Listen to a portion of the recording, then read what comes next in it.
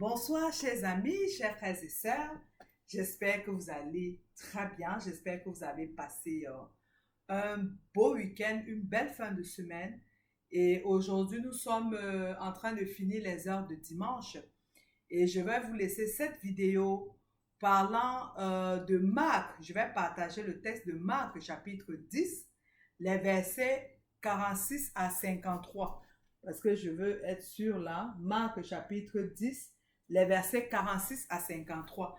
Donc nous allons partager l'histoire d'un aveugle. Et cet aveugle est appelé Bartimée, le fils de Timée. Mais avant de partager avec vous cette histoire de Bartimée, on va chanter le cantique 101. Jesus aso bu abimewo auluma aliti mezante anyuma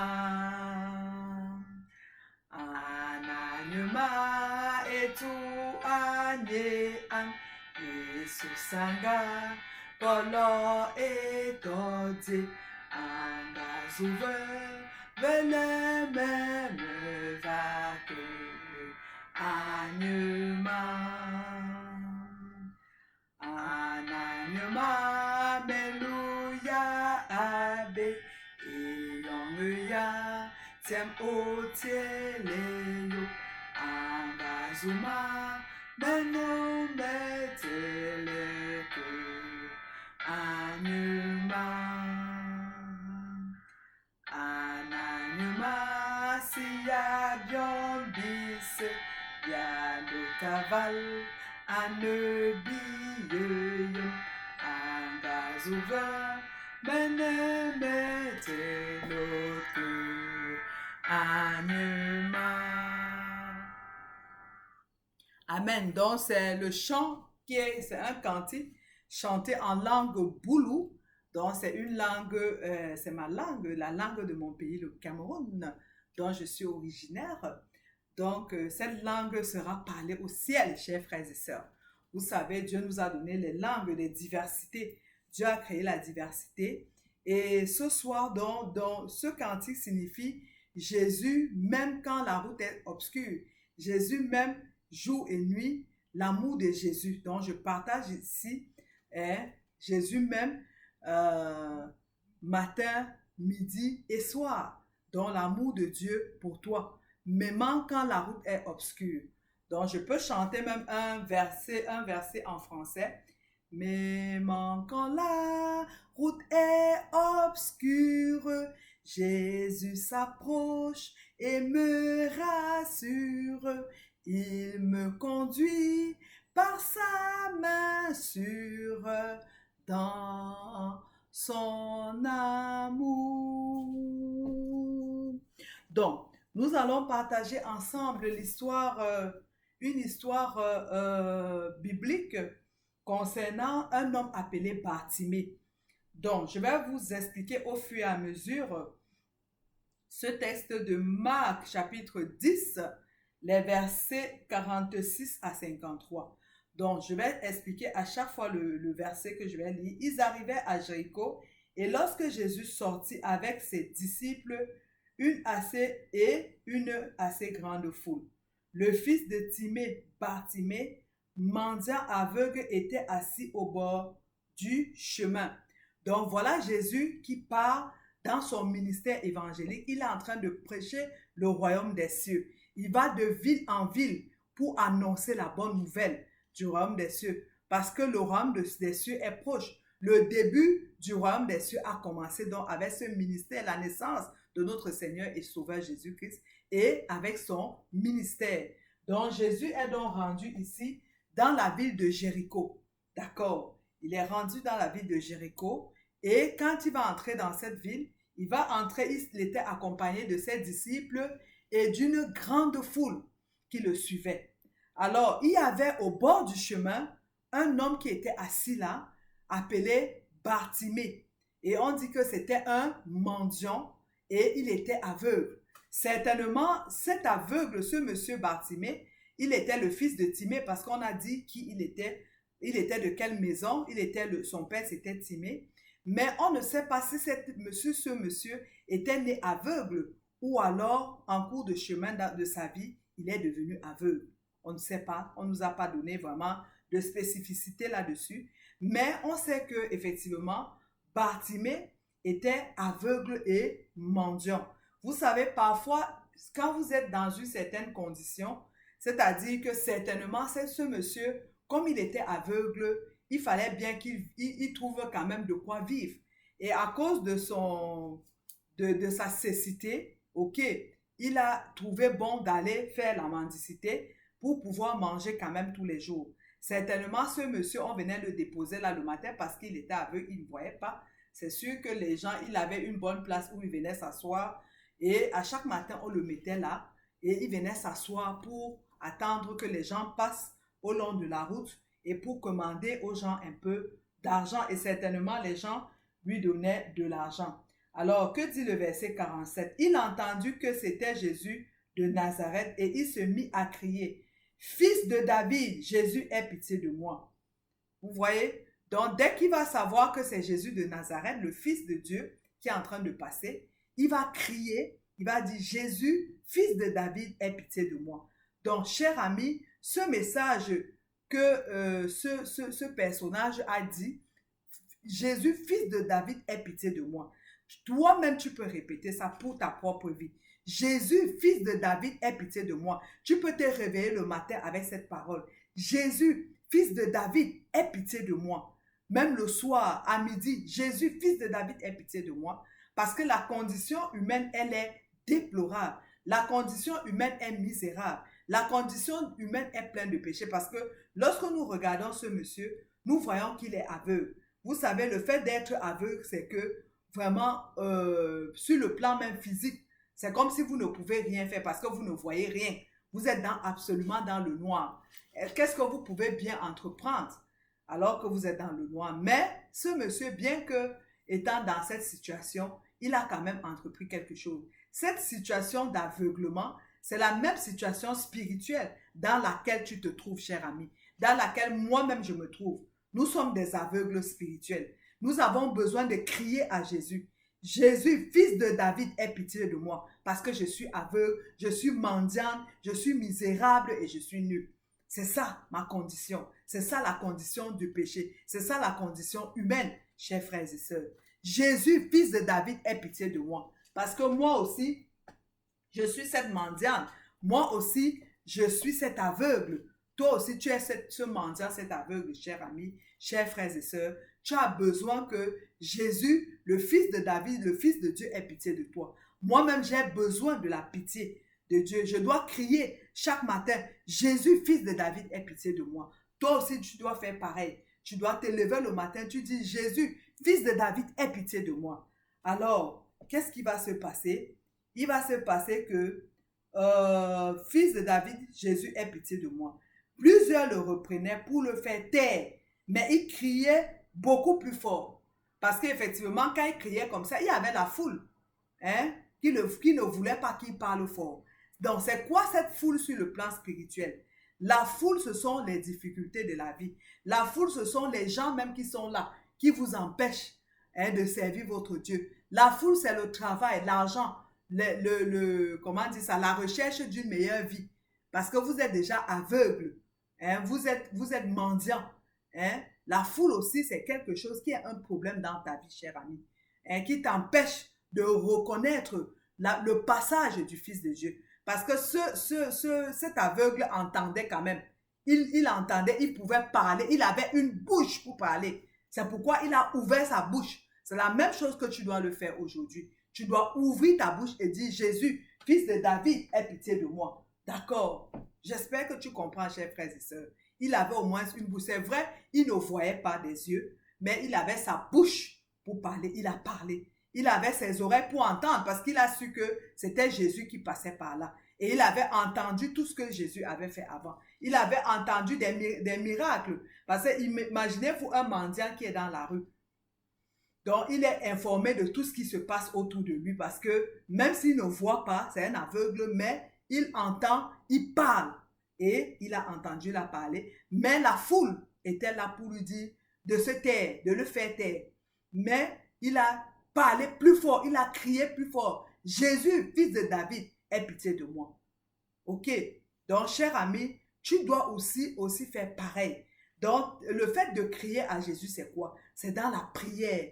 Tu viens, tu pries à Dieu. C'est dans l'étude de la parole de Dieu. C'est dans la méditation de la parole de Dieu. C'est dans l'évangélisation en partageant, comme je le fais ici avec les frères et sœurs sur les réseaux sociaux. Toi-même, tu peux faire pareil. Tu peux partager cette foi avec ceux qui ne connaissent pas Dieu. Ok. Donc, si je continue, fils de David, aie pitié de moi. Jésus s'arrêta et il dit, donc il va obliger Jésus à s'arrêter. Est-ce que tu sais que toi-même, cher ami, tu peux obliger Jésus à s'arrêter pour toi? Tu peux obliger Jésus à venir s'occuper de toi. Et c'est ce que Jésus a fait, il s'est arrêté. Il s'est arrêté pour sauver ce mendiant. Il s'est arrêté pour sauver cet aveugle. Jésus peut s'arrêter pour toi ce soir, cher ami. Jésus peut venir te sauver. Jésus peut venir pour toi. Jésus peut venir changer ta vie. Venir te donner de l'espérance, de l'espoir. Parce que, cher ami, tu as besoin de la vision telle que cet aveugle. Parce que cet aveugle avait besoin de voir. D'accord? Parce qu'il avait besoin de cette vision, même cette vision physique. Toi, tu as besoin de cette vision physique et surtout spirituelle, cher ami.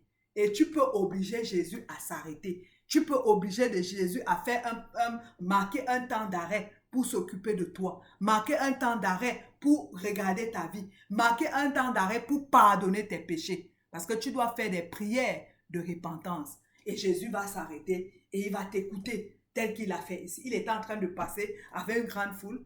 Mais Jésus a entendu comment il criait. Et Jésus va s'arrêter et il va dire, appelez-le. Appelez-le. Jésus va t'appeler par ton nom. Il va dire, Liliane, je te vois. Il va dire, frère un tel, je te vois. Il va dire, Jean, je te vois. Il va dire, Bartimée, je te vois. Il va dire, Didier, je te vois. Il va dire, Achille, je te vois. Il va dire, un tel, je te vois. Anthony, je te vois. Coralie, je te vois. Il va te voir, cher ami, chers frères et sœurs. C'est pourquoi tu dois te lever. Tu dois te lever. Il va dire, Dorothy, je te vois. Il va te dire que maman Émilienne, je te vois. Il va te dire, papa, je te vois. Donc, il va marquer un temps d'arrêt pour toi. D'accord, chers frères et sœurs. Stéphanie, Stéphanie, je te vois. Anthony, je te vois. Coralie, je te vois. Mes chers enfants, vous avez compris, vous devez marquer, vous devez demander à Jésus. Jésus doit marquer un temps d'arrêt pour t'appeler. Et il va dire, appelez-le, appelez-la, appelez-le, appelez telle personne. Appelez-moi Anthony, appelez Coralie, appelez Achille, appelez maman Émilienne, appelez Liliane, appelez un tel X frère ou X sœur. Vous comprenez, chers amis, nous devons obliger Jésus à marquer un temps d'arrêt et à nous appeler pour s'occuper de notre cas. Ils appelaient l'aveugle en lui disant, prends courage, lève-toi, prends courage, lève-toi. Hein? Ce sont les disciples qui vont dire ça. Prends courage, lève-toi. Même moi-même, je suis disciple de Jésus ce soir. Je te dis, cher ami, prends courage, lève-toi. Prends courage ce soir, lève-toi. Prends courage, lève-toi, cher ami. Lève-toi, Jésus t'appelle. Prends courage, cher ami, lève-toi. Jésus t'appelle. Prends courage. Tiens-toi debout pour Jésus t'appelle. Il t'appelle. Il t'appelle. Jésus t'appelle. Est-ce que tu sais ce que ça veut dire que Jésus t'appelle, cher ami? Jésus t'appelle. Lève-toi, cher ami, Jésus t'appelle.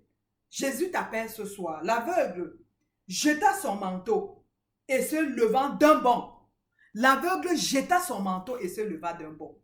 L'aveugle jeta son manteau. Toi aussi, il y a le manteau du péché sur ton dos. Il y a le manteau des problèmes sur ton dos. Il y a le manteau du mensonge sur ton dos. Il y a le manteau de la médisance, des problèmes, des difficultés, cher ami. Tu dois jeter son manteau et écouter l'appel de Jésus. Tu dois abandonner ton manteau de péché. Tu dois abandonner tout ce qui t'empêche, hein, tout ce qui t'empêche d'aller vers Jésus.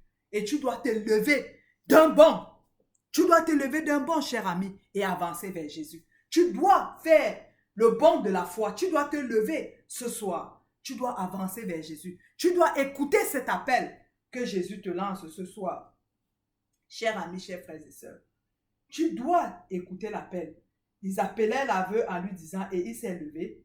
Donc, il jeta son manteau. Jésus prenant la parole et lui dit, Jésus va prendre la parole et il va parler à cet aveugle. Jésus va prendre la parole ce soir dans ta vie. Jésus va prendre la parole et te poser une question, chers frères et sœurs. Quelle question aimerais-tu que Jésus te pose? Quelle question aimerais-tu que Jésus te pose? Jésus va lui poser une question qui est fondamentale. Une question dont il avait le besoin. Jésus te pose la même question ce soir, cher ami. Jésus te pose une question ce soir, cher ami. Et je vais te dire, c'est quoi cette question? Que veux-tu que je fasse? Que veux-tu que je te fasse? Est-ce que tu sais que Dieu te demande à toi ce qu'il veut et ce que tu veux, que tu veux qu'il fasse pour toi? Est-ce que tu comprends la question de Jésus ce soir pour toi? Qu'est-ce que tu veux que je fasse pour toi, cher ami? Qu'est-ce que tu veux que je fasse pour toi? Jésus te pose cette question ce soir. Qu'est-ce que tu veux que je fasse dans ta vie? Qu'est-ce que tu veux que je change dans ta vie? Parce que Jésus veut te sauver. Jésus te pose la question. Et cet homme avait un besoin. Il avait besoin d'une vision. Même si, quand je dis la vision, c'est vrai, il ne voyait pas. Il avait besoin de voir. C'est la même chose que toi et moi ce soir. Nous avons besoin de la vision spirituelle. Nous avons besoin d'une vision. Dieu nous donne une vision pour notre vie. Dieu nous donne une vision. Et la vision de Dieu, c'est la vie éternelle. Dieu veut nous accorder la vie éternelle. Dieu veut sauver ton âme, cher ami. Je veux sauver mon âme. C'est ça le but de Dieu. C'est de sauver nos âmes. Et il nous donne une vision ce soir. Il te donne une vision ce soir. Et il veut te sauver, cher ami.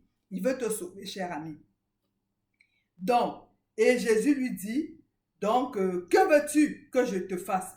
Rabouni, lui répondit l'aveugle, que je recouvre la vue. Donc, ce mendiant, cet aveugle, cet homme qui était assis au bord du chemin, il a demandé à Jésus, il n'a pas demandé à Jésus l'argent, il n'a pas demandé à Jésus le dollar, il n'a pas demandé à Jésus l'euro, il n'a pas demandé les biens matériels de la terre, il aurait pu, parce que Jésus est Dieu, Jésus est le Fils de Dieu. Il aurait pu dire que j'ai besoin que tu me donnes beaucoup d'argent, j'ai besoin que tu me donnes et les voitures et les grosses maisons, j'ai besoin que tu me donnes un bon travail pour que je... Non. Il a demandé, il a dit à besoin, il a demandé à Jésus ce qu'il avait besoin, son besoin qui était pressant. C'était la vue. C'était de voir, cher ami. Tu as besoin d'avoir la vue et une vision spirituelle, une vision pour la vie éternelle, cher ami. Il n'a pas demandé à Jésus d'avoir, il aurait pu dire que je veux l'immeuble, il aurait dit que je veux beaucoup de dollars, il aurait dû dire que je veux, vous comprenez ce que veut dire? Il aurait pu demander tous ces biens-là, parce qu'il avait quand même affaire à Jésus qui est Dieu lui-même et le Fils de Dieu. Mais, remarquez bien, cet aveugle n'a pas demandé l'argent. Cet aveugle n'a pas demandé les vêtements. Cet aveugle n'a pas demandé d'avoir une coiffure comme la mienne. Cet aveugle n'a pas demandé les biens matériels de la terre. Mais il a demandé la vue. Il a demandé la vue. Et cette vue, elle est significative. Elle montre la vision. Elle montre la vision de ce monsieur. Donc, c'est une leçon spirituelle qui va t'être donnée ce soir. Jésus, il te pose la question, qu'est-ce que tu veux que je te donne? Qu'est-ce que tu veux que je fasse pour toi? Il dit, je veux recouvrer la vue. Et Jésus lui dit, va, ta foi t'a sauvé. Va, ta foi t'a sauvé. Et aussitôt, il recouvra la vue et suivit Jésus dans le chemin. Aussitôt, il recouvra la vue, cher ami. Aussitôt, il recouvra la vue. Aussitôt, il recouvra la vue. Ça veut dire que quoi? Ça veut dire que, et il a dit à cet homme, ta foi t'a sauvé. Ça veut dire que, chers amis, chers frères et sœurs, toi aussi, ta foi peut te sauver et tu peux recevoir la vue. Tu peux recevoir la vie éternelle grâce à ta foi. Tu peux recevoir le pardon de tes péchés ce soir. Tu peux recevoir une vision que Dieu prépare pour toi ce soir. D'accord, chers frères et sœurs? So, I want to continue, my dear people, my dear sweethearts tonight, because I want to share a word of the Lord with you. I'm going to share with you people talking about the story of a blind man in Jericho.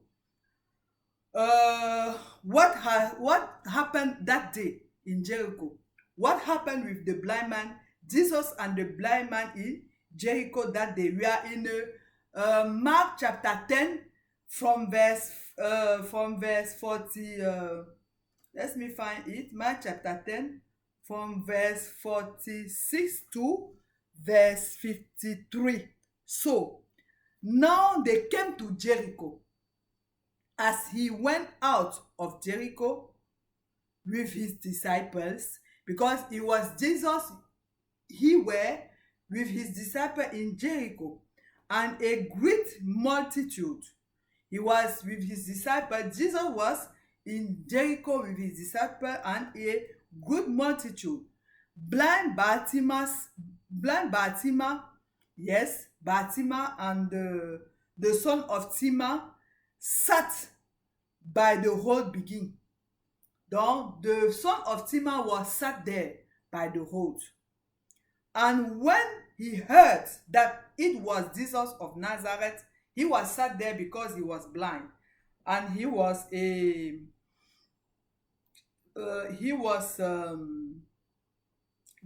was blind, and he was there to ask, to beg, to beg something to eat. He was begging his food. He was begging money to eat. He was begging to eat. And when he heard that it was Jesus of Nazareth, he began to cry out. He heard, because he had a ears to hear. He heard that it was Jesus of Nazareth. He began to cry out and say, Jesus, son of David, have mercy on me. That is a message you can say to our Lord tonight. You can say it to our Lord Jesus Christ. Share, dear sweetheart, tonight. Please, you should share this video with your friend. You should download. You should subscribe in this video, because I want to give you every day a word of the Lord. You should subscribe. Dear sweetheart. He began to cry out and say, Jesus, son of David, have mercy on me. You should cry it also. You should say it. Jesus, son of David, have mercy on me. Dear sweetheart. Then many warned him to be quiet. Many people say, keep quiet. But he cried out all the more. He cried more and more, because he was knowing that it was Jesus Christ, the son of David, the Lord who was passing through him. He was there, and he wanted something from Jesus. He heard that it was Jesus of Nazareth, and he began to cry. Then many warned him to be quiet, but he cried out all the more. He cried more than more. Son of David, have mercy on me. Son of David, you should cry it more and more. Son of David, have mercy on me. Son of David, in the morning you say, Son of David, have mercy on me. In noontime you say, Son of David, have mercy on me. In the supper time or in the evening you say, Son of David, have mercy on me. And you cry out. You cry more and more. Dear sweetheart. Then many warned him to be quiet. Yes, so Jesus stood still and commanded him to be called. Jesus stopped there. He take time. He stopped in front of that person. Jesus can stop for you people to take time for you. Dear sweetheart. So Jesus stood still and commanded him to be called. Then they called the blind man, saying to him, be of good cheer, rise, he is calling you. He is calling you. The Lord is calling you tonight, dear sweetheart.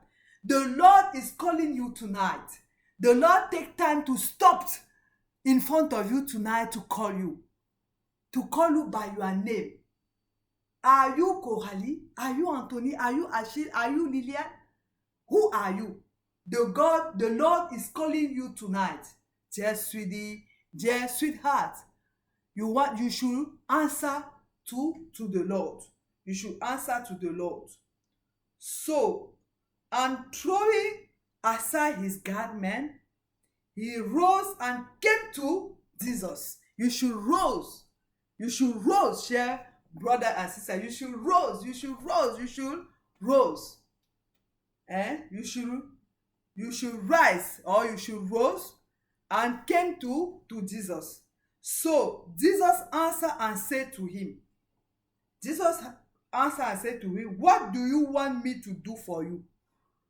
That is the question. What do you want me to do for you tonight?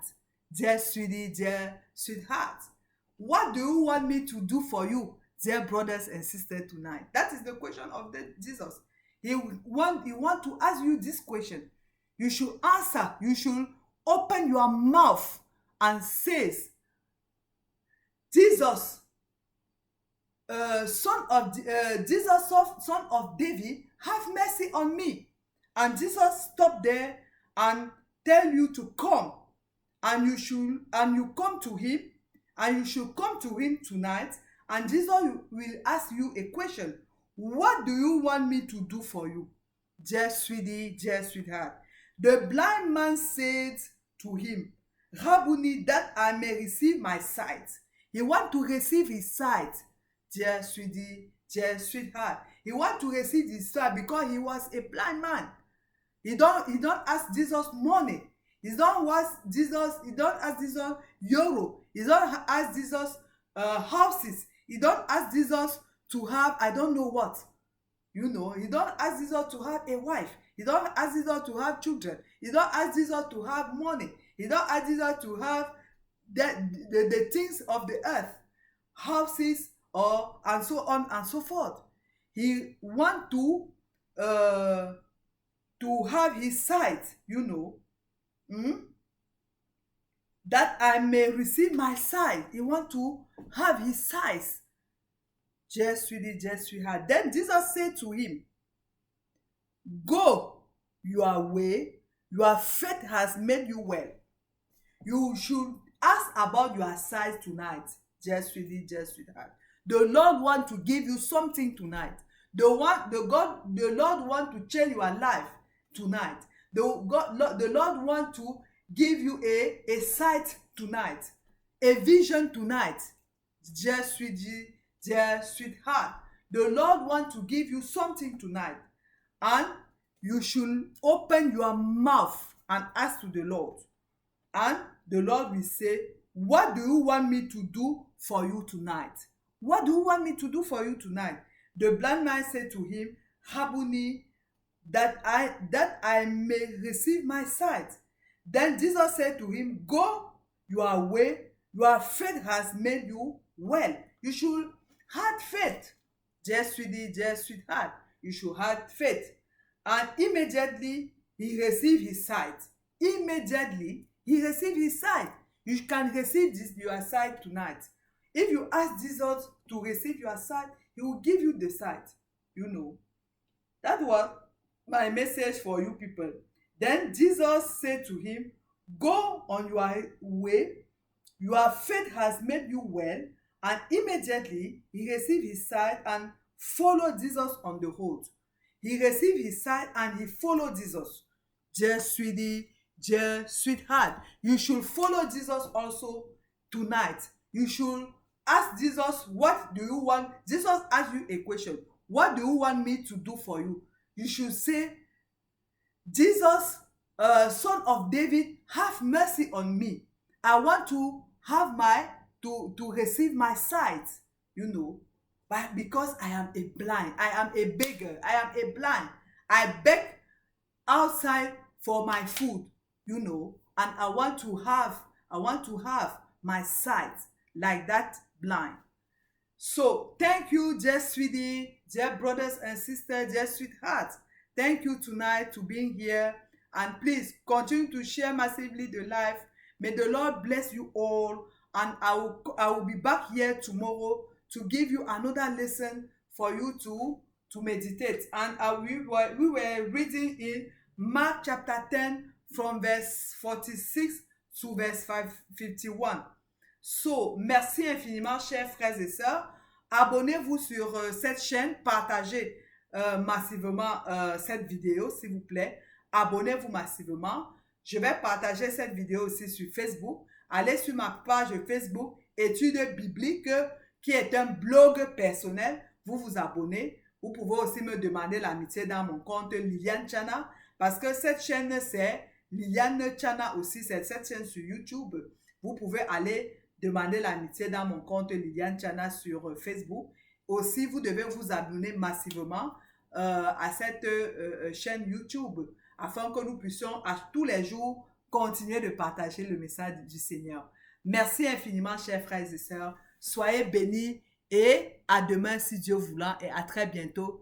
Que le Seigneur vous bénisse et qu'il vous garde. Que le Seigneur vous accorde sa grâce et qu'il vous donne sa paix aujourd'hui et pour toujours et pour des siècles et des siècles. Amen. Soyez bénis. Be blessed, dear brothers and sisters. I will be back tomorrow. May the Lord bless you all and see you tomorrow. I love you. And see you tomorrow. Bye-bye.